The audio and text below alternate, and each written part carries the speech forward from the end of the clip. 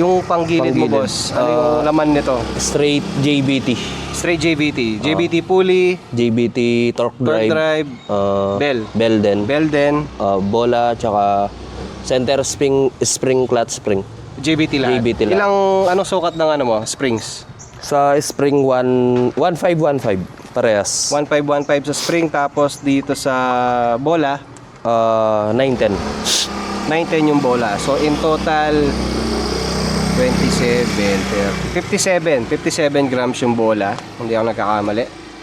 Tapos 1515 na springs. Ayan. So JBT straight daw ang kanyang buong panggilid. Tapos stock lang yung ano, syempre, engine support, Engine support. para maganda yung handling. Ayan yung unit ni Bossing. Okay? So saktong-sakto lang syempre sa mga pang daily na motor.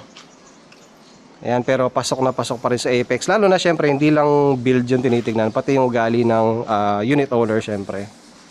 Ayan, so ang gagawin natin is mamontage muna natin, tapos babalikan natin yung motor.